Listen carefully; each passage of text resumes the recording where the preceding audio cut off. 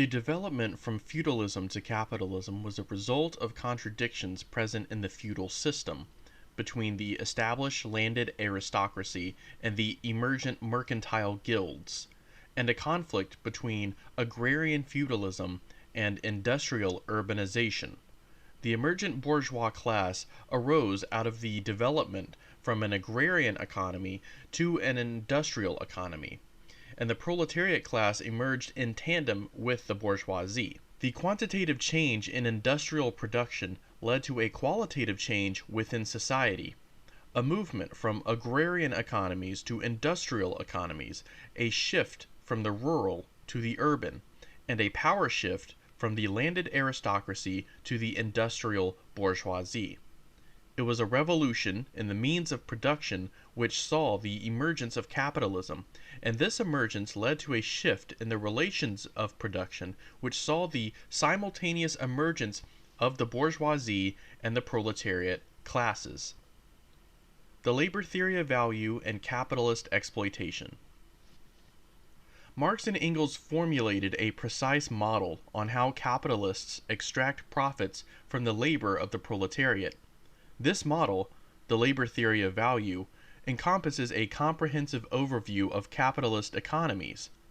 Commodities, which are products produced by labor input for exchange, have two main values: use value, which is an object or service's utility, and exchange value, which is the ratio of which a commodity may be exchanged for another commodity. The price of a commodity is an exchange value in which the commodity is exchanged with money as the commodity. There is also a third use of the term value in Marxism. Value as the amount of socially necessary labor time it takes to produce a certain commodity. This is the amount of time required for a worker of average skill and conditions to produce a given commodity. A commodity may also take the form of labor input itself. Under capitalism, the proletariat is forced to sell one's labor as a commodity in order to survive. Through the input of labor, a set of raw materials bought at a specific price becomes a commodity, which is sold on the market for a higher price than the cost of those raw materials, also accounting for the wage paid to the worker for their labor input and for the maintenance of the equipment used to produce the commodity. This could be a machine or a tool of production.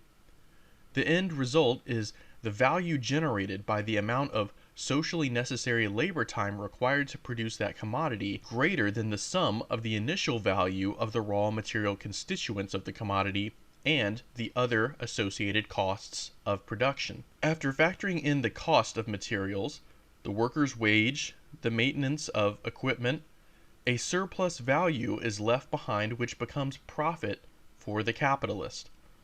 Marx and Engels greatly elaborate on this basic information that we have gone over here in Capital volumes 1 through 3. But from this basic overview, we can derive a model of how workers produce value, the surplus of which is extracted by the capitalist as profit.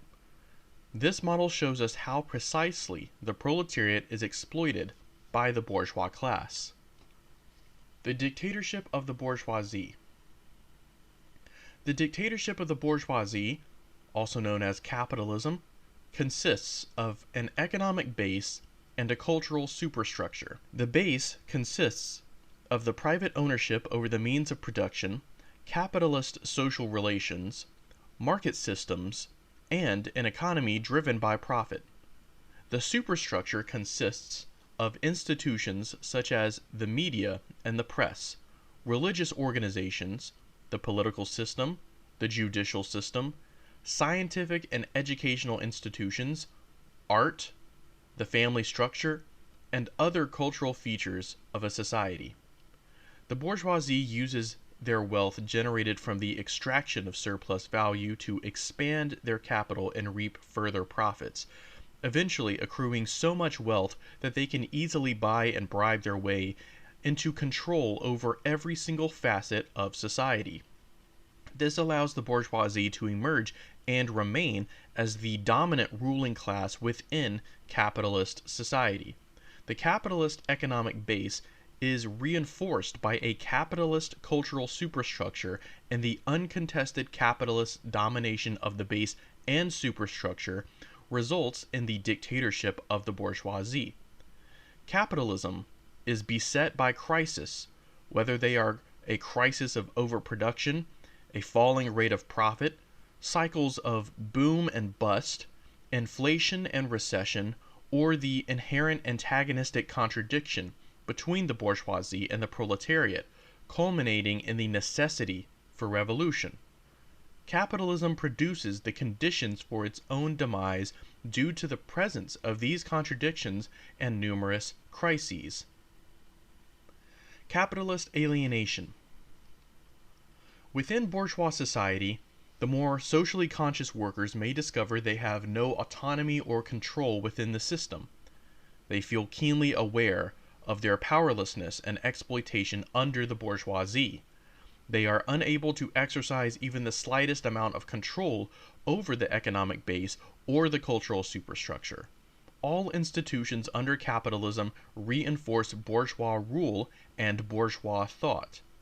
The proletariat's existence is to work, to generate profit for their capitalist bosses. This gives way to a feeling of alienation, a feeling of isolated helplessness, and a powerlessness to change society into something better. Capitalist alienation leads to a breakdown in community, in the family structure, and in the collective of the proletariat. It atomizes the worker, segregating them away from a collective consciousness and into bourgeois individualism. This also creates a great deal of apathy, pessimism, and antisocial behavior, all of which we see dominates the left movement today. The socialist revolution and the dictatorship of the proletariat. As previously stated, bourgeois society produces the conditions for its own demise. Where there is capitalist exploitation, there is also class struggle.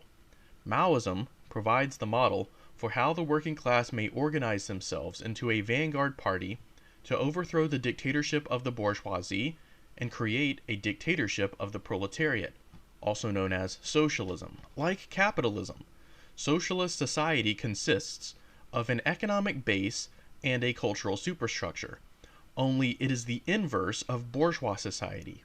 The socialist economic base consists of collective ownership of the means of production, the proletariat in command of state power, and the forces of production harnessed to meet human need rather than profit. The socialist superstructure consists of a socialist culture imbued with proletarian class consciousness and control over society's cultural institutions. Socialism should be understood as a society in transition away from capitalism and towards communism, which is a stateless, classless, and moneyless society. Under socialism, the proletariat suppresses the bourgeoisie through the exercising of state power and through cultural revolution. Communism, being the end goal of the socialist project, will emerge upon the global victory of the proletarian revolution. The threat of bourgeois reemergence will be eliminated, and the state apparatus and class distinctions will disappear. As the productive forces increase with automation and advances in technology, a surplus of resources will be produced such that everyone will have more than enough to survive and thrive, leading to a society without need of money. The immediate strategies for establishing and maintaining socialism and advancing the socialist project are of primary concern for the vanguard party, with the end goal being the achievement of communism, and there are many obstacles within the socialist project that will need to be addressed and surpassed to see the establishment of communism. So that about does it for episode 5. Just to review, we covered the emergence of the proletariat and bourgeois classes. We talked about the labor theory of value and how capitalists exploit the working class. We also described the nature of capitalist society, both its base and superstructure. We talked about the role of alienation within capitalist society, and we also talked about the socialist revolution and what socialism actually means. So stay tuned for episode 6, where we will talk about the vanguard party of the proletariat. I am looking forward to reading all of your comments down below. Be sure to like and subscribe, and I'll catch you next time. Thank you, King, out.